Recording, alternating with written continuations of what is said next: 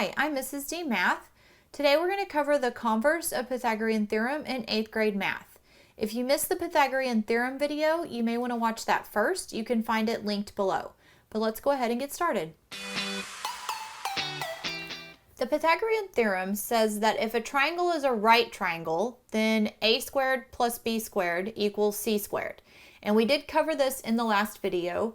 So a squared and b squared are your two legs that form the right angle. C squared is the hypotenuse, which is opposite of the right angle. The converse of the theorem says that if a squared plus b squared equals c squared, then the triangle is a right triangle. So we used the Pythagorean theorem to solve for a leg or the hypotenuse by using the formula. This time we're going to be given all three side lengths and we have to figure out if it is a right triangle or not. So we're going to tell if the triangle measurements make a right triangle by using the Pythagorean theorem, a squared plus b squared equals c squared. So first let's start with these three numbers. A equals 5, b equals 12, and c equals 13.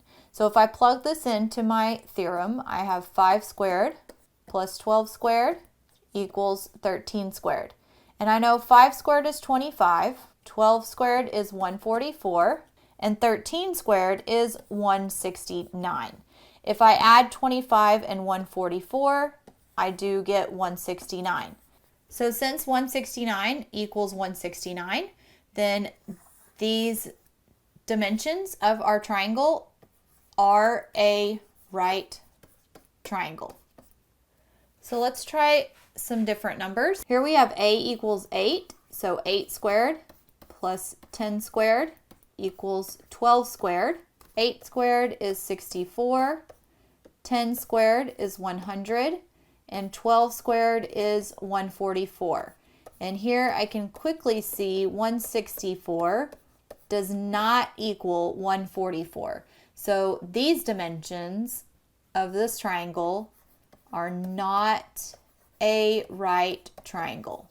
So this isn't to say these dimensions do not make a triangle, it's just not going to be a right triangle. So let's try this with something in life. We have a triangular piece of metal and it has sides that measure 14 inches, 21 inches, and 25 inches. We want to know, is the piece of metal a right triangle?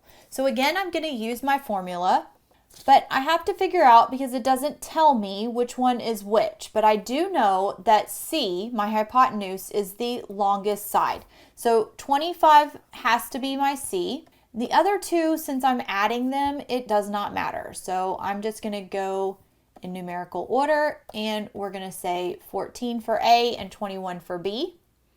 14 squared is 196. 21 squared is 441. And 25 squared is 625. If I add 196 and 441, I get 637. And I know that that is not equal to 625. So I know that this piece of metal is not a right triangle. It may make a triangle, but it will not make a right triangle. So I know this was a short video on the converse of Pythagorean theorem, but I hope it helped you make sense of it. Pythagorean theorem we use to solve for a missing side. The converse of Pythagorean theorem we use to prove whether it's a right triangle or not a right triangle. Thanks for joining me today. I'm Mrs. D Math. Have a great day. Bye.